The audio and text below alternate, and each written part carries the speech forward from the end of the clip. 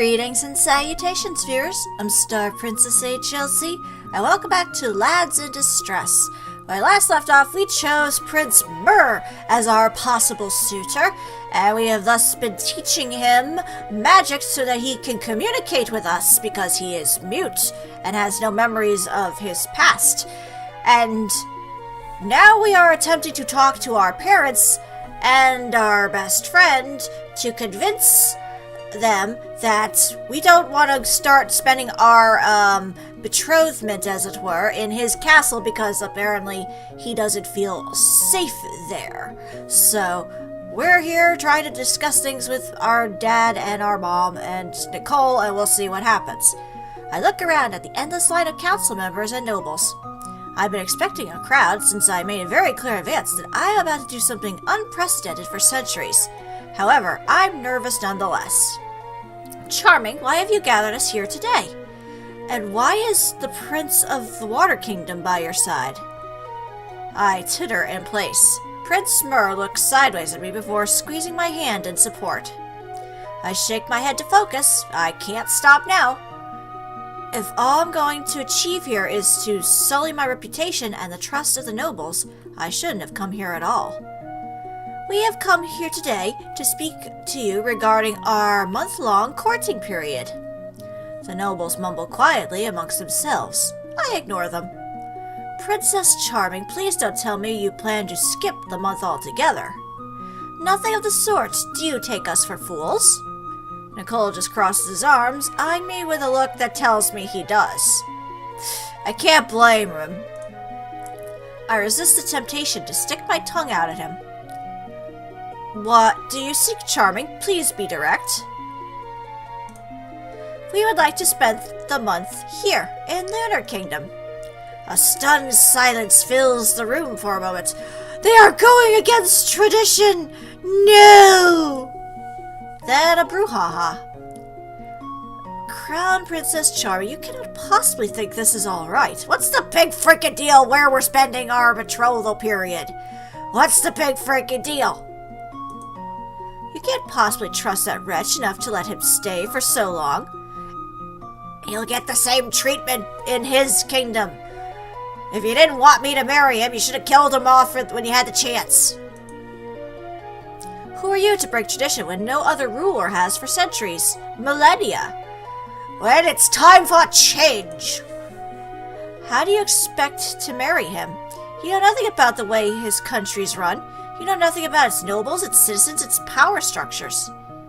Ha! She has never even been to the Water Kingdom as far as I know. I close my eyes to hide the fact that I am rolling them. Most of the nobles here are seniors, and traditions are their bread and butter. Tradition! Tradition! On top of that, many of the nobles think they'll be able to get more power or money as compensation if they rant obnoxiously enough. If anything, it'll just make you look stupider. I look up at my parents as the shouting continues, hoping they'll calm down the crowd for me. They return my gaze, then shake their heads. You must learn to control dissent, especially if you wish to keep making such unorthodox decisions. Oh my god, I suggested one itty-bitty thing that really shouldn't have any big difference in whether or not I marry this guy, and everyone's acting like I just murdered a puppy. My mother's words are drowned by the cries, and even I can barely hear her despite our proximity. Alright. Let's calm them down then. Please calm down. I would like to defend myself. The nobles continue to argue. I look up at Prince Mer. He is as poised as ever, and I try my best to emulate him. I shut my next words so that I can be heard. Please listen to me for a moment. The nobles' voices trail off one by one until the focus returns to my voice a minute later. I will soon be queen. I should not have to scream. As wonderful as the Water Kingdom is, we decided we do not wish to reside there ever. Lunar Kingdom is much more beautiful and has much more kinder, more intelligent people such as yourselves. Although I'm starting to wonder if heads will roll at the results of this. We felt it was a waste of a good month to spend it in a nation that we will never habituate together. Ha! Do you really not see, Princess? How could you be so naive? He's trying to seize the lunar reign for himself. He's keeping you from knowing anything about his nation. Don't you understand? Do not worry, Prince Mer and I have discussed this matter. We have come to the decision that the power structure of the nations will remain as though Mer and I never wed. I alone will rule Lunar Kingdom. Prince Mer alone will rule Water Kingdom exclusively.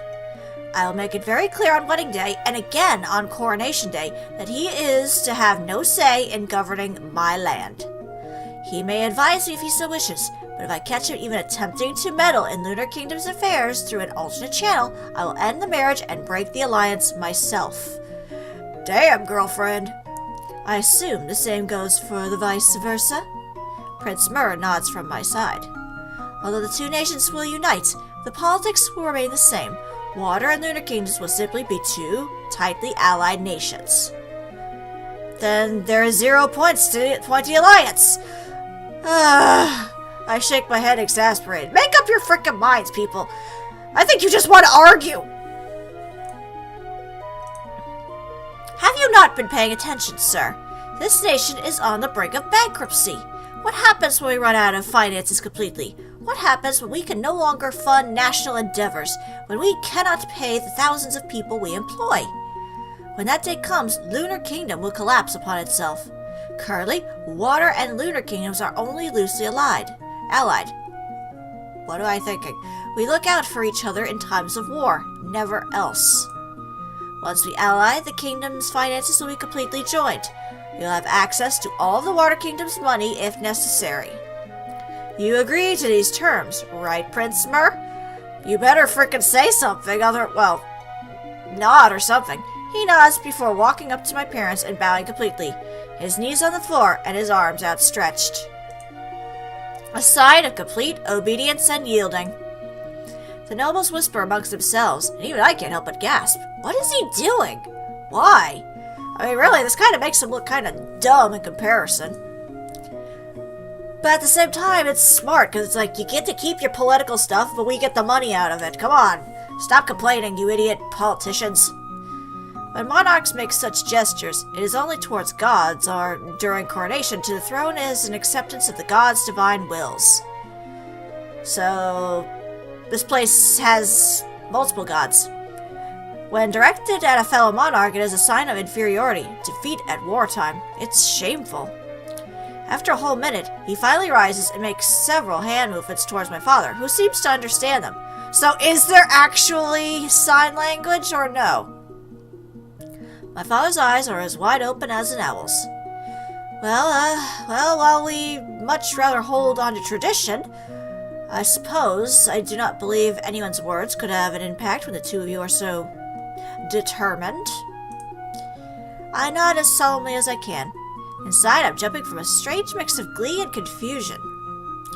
Could we at least have a word with you alone, Charming? While he's asking a question, his voice is flat and determined. The nobles take their cue to leave immediately. Prince Mer bows once more, this time only from his waist down, taps me on the shoulders, then walks away. Or slides away in this case, he just kind of goes... Kinda silly. May I stay, my lord? If you'd like, we trust you enough, and if anything, she opens up to you more than she does to us. Although that's saying something, considering, but whatever. Charming, I just want to ask a few questions about Prince Mer or any of the nobles around. It's hard to be honest about people who are listening in. Did the prince pressure you into this? You are such a stellar child, although of course I am biased. I cannot believe you could have made such a foolish decision yourself. Absolutely not, Mother. You know I refuse to take orders from fellow monarchs. If he'd pressured me to do anything, the engagement would have ended right then and there. Yeah, of course, the mother's like, oh, the horrible prince must have put this up to my precious little pink-haired daughter. No way she would decide this on her own. I see. She sighs. I'm still surprised Prince Mer bowed to your mother and me. Was that scripted, perchance? No, not at all. I was stunned. It was so unexpected, and I had no idea he was planning to do anything of the sort. I see. How odd. On the bright side, that ought to shut the nobles up for long enough. They're marvelous, but they do have a hard time keeping themselves calm and rational. And, not so money-grubbing. Charming, is there really no way to change your mind? How do you even feel about Mer? I shrug and look away. He's a good partner. He seems prudent enough, and he's definitely kind. Did you see how poised he was during the entire discussion? I want a partner who is loyal and reliable. Prince Mer is both and more. He was willing to sacrifice himself for the sake of a better union between us. I apologize, Nicole. My mind is set. I see. There is no need to apologize. Our decision has been made. As long as Mer's parents are alright with it too, you may spend the month in Lunar Kingdom. You have asked them already, I hope. Oh, of course. Mer has already sent them a letter. How long ago have they replied? Not yet, but Mer is certain they'll say yes. And he knows his parents better than any of us. Understood. Well, go along. You have a prince to ogle. Okay, ogle. Nothing of the sort. Yes, you most definitely did not stare at the prince the whole time he was here with you. Father! Come now. Do I look like a girl who just stares at a guy and who only, listens and, blindly accepts everything he does because he's cute? Please, I have standards. I mean, seriously, girls, you shouldn't just blindly accept everything that a guy says or does, especially negatively, just because he's cute. That's not smart. Alright, okay, back to cutesy princess stuff, right? Come on. I tug Prince Mer once more. He chortles before following me. Why have you brought me here, Princess Charming? Why not? There are forests so much closer to the castle. Are your legs not tired? Mine are burning. I'm the type of man who'd rather not walk any more than he has to. Are you calling yourself lazy? Not at all. I'm calling myself a swimmer. Water feels like home. Land makes me want to fall down and sleep.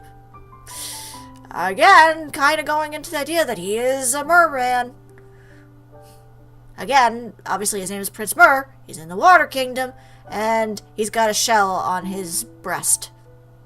Also, he's got red hair like Ariel. Should have had different color eyes, though. I see. You look awake to me, but I'll take your words into account. Chatting with you is far too interesting for me to prioritize sleep.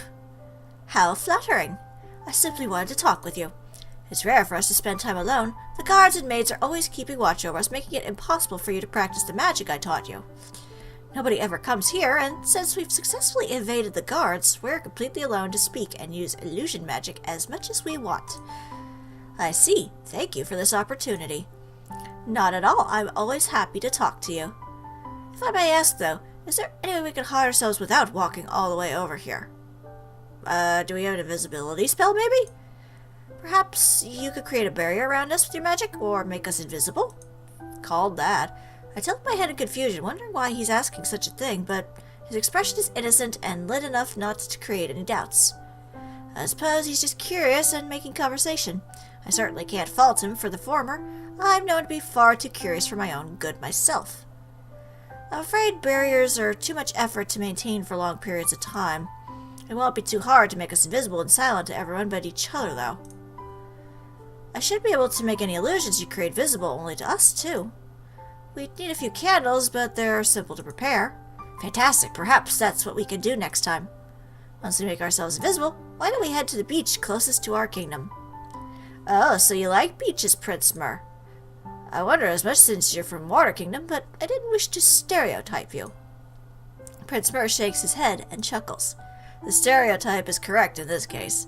But the biggest reason I wish to take you to a beach is that I am by no means an impressive man, and the only way I know how to show off is to flaunt my knack for swimming. Oh, what would you do if I beat you in a race? I'll send a dozen roses to your doorstep in awe of your prowess. Will they be real roses this time? I rest my chin on my hand, pretending to contemplate his words. I don't know if a dozen roses are enough. You already impressed me with hundreds a few days ago. Try to beat your past accomplishments, will you? Both Prince Mer and I chortle at the memory.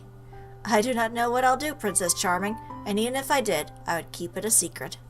Surprises make the best presents. Either that or the worst. True. Such pessimism. Do you not like surprises, Princess Charming? Well, I don't need a flaming paper bag of dog poo on my doorstep, thank you very much. Prince Mer heaves a dramatic sigh. Oh, what a pity. Quite a pity indeed. I suppose it won't matter. I am from Water Kingdom. It is impossible for you to outspeed me. I roll my eyes, but my lips are grinning. Don't delude yourself, my prince. I do, okay? I do, I can, and I will. Wonderful. It sounds like you are accepting a proposal. Ha! Not that I can be. Whoever hosts the ball is supposed to propose. Whoever hosts the ball is also supposed to go with a suitor to the suitor's kingdom. We broke the tradition that people will actually know about. Why not another? Are you saying you want to propose to me? Not at all. I'm simply saying we should never be tied down by irrelevant traditions. They have their place. Like, I'm not saying ban all traditions, but at the same time, you shouldn't be stuck in your ways either. You know, moderation is key. I suppose, Prince Mer, I suppose. Isn't it charming here, though? Coming here is more than worth the exercise. Glorious, although I don't know if I agree with that last bit. Come on, this is where you're supposed to write, not as charming as you, my princess. Prince Mer snorts. You are far superior to mere landscapes, Princess Charming. It did not feel right to bring you down to their level through such comparisons. Nice save. Improvising is a necessary skill for monarchs. That it is. Our entire job is making up lies on the spot to appease everyone else. That's life in general. Get used to it. At least we're fed, housed, and catered to as though we were gods. You're right, all thanks to our brilliance. And luck. Luck, you say? Please don't tell me you believe divine will and our superiority gave us our titles. Of course not. That's just same old propaganda. The few nobles who do believe such things are fools I do not wish to associate myself with. Thank the heavens, we were fortunate enough to be born with platinum spoons in our mouth. That is all there is to it. I thought it was silver spoons, but whatever. Maybe silver isn't as valuable in this world. Or, but I don't know. Hey, Princess Charming, what is it? I know this is a silly and rather abrupt question, but what kind of ruler do you wish to be? Well, I guess a generous one. I want to be generous. A ruler the people can depend on and love. I'm not sure how exactly to go about it yet, but I think the primary duty of rulers is to always learn and to serve. I plan to fulfill these duties to the best of my ability. I see. Prince Mer reaches down and begins to stroke my cheek. I feel the heat rush to my face, and it takes every muscle in my body to keep myself from ducking away in embarrassment. Is that a sign of approval, Prince Mer? Am I right in assuming you agree? You are more than right, Princess Charming. I want everyone to be happy. That's all I want. That's a lofty goal, a good one, but nigh impossible. Can please some of the people some of the time, but not all the people all the time. I know, at the very least, I don't want anyone to starve. Yeah, that's a good one. Do people lack access to food in your country? In your country, too. What are you talking about? There's plenty of food in Lunar Kingdom. Plenty of food for the wealthy. No matter how much grains there are to go around, if the poor do not have the money to buy any, of course they'll starve. I suppose. All the nobles prance around thinking they are the center of the universe who deserve everything at others' expense. They all think the nation is perfect as is and refuse to listen to the truths. They're doing absolutely great, so they assume everyone else is too. Even my parents, doting as they are, refuse to take into account anything I told them, only laughing at my face when I explained how many people were sleeping on the streets and starving to their deaths. Princess Charming, what have you seen aside from the bubble of the castle and the nearby wealthy districts? How do you know all this? Do you often go out incognito? Yes. Well, I sadly have never been to the worst regions. I have been to many of the worst. Even they are nightmares to even visit. I couldn't even dream of living here or there. When I am king, I plan to change that. I know I cannot make everyone affluent of happy. That is not my goal. My goal is simply to make sure that nobody is dying because they cannot afford food. Prince Mer begins to tremble. I take him into my arms to comfort and still him, but to no avail. I've seen so many people die, Princess Charming, and it's not a pretty sight. Starvation is not a pretty sight, even long before death arrives. I hate to describe it. I don't even want to think about it, but the memories won't leave my head. I saw parents starve so they could feed their kids, only to cease breathing in front of the very kids they wished to protect. I saw parents sobbing and screaming as they left their children alone atop the lake, unable to feed themselves, much less another mouth, despite working their landowners' tobacco farms for 20 hours a day. Every day, all I heard was screaming, fighting, bawling. Oh dear. People croaking and gasping, too drained to at all project their voices, struggling simply because they had not been born to any wealth. Wait. You're a prince. Why did you just watch them die? Why don't you pay for their meals yourself? If I had another choice, I would have taken it without a second thought. First time, the ship I was in leaked and sank. I survived by holding onto a log and swimming to the nearest land. I believe my men died, for I never saw them again. I do not want to go into details, but by the time I found civilization, a poverty-ridden slum, I was starving, greasy, and desperate myself, my clothes torn to near pieces. I had no money, no nothing. Not even the people of the slum believed I could be a prince. Men sent for the castle and found me only a few days later. Even within those few days, I saw too many die. I ordered the men to pay and feed those in the city. The men scoffed at me. I was the little demon 12-year-old rumored to be cursed and evil. I was never able to find the town again, but that experience fueled my desire to venture across the nation and help anyone in need. I've seen worse towns, that's for sure, but thankfully the older I get, the more power I have to help them. Once I'm coronated, I will no longer have so many limits. I simply nod, unsure of what I could say. I'm sorry you've had to see such things, while you were so young at that. I'm sorry such things happen and exist. To be fair, before that event, I myself thought the world was perfect, that nothing bad ever happened to anyone. I nod once more. You were 12, Prince Mer. Few children expect anything bad about the world. Even I, despite being of legal age, may be more naive than I thought. If it's possible, Prince Mer, after we are married, when we do not have too much work, perhaps we can journey through our nations. I'll try my best to help my people, our people, by your side. I would love that, Princess. Prince Mer sighs oh so gently that I almost didn't hear him. Almost as much as I am growing to love you. Aww, that's sweet. That was adorable.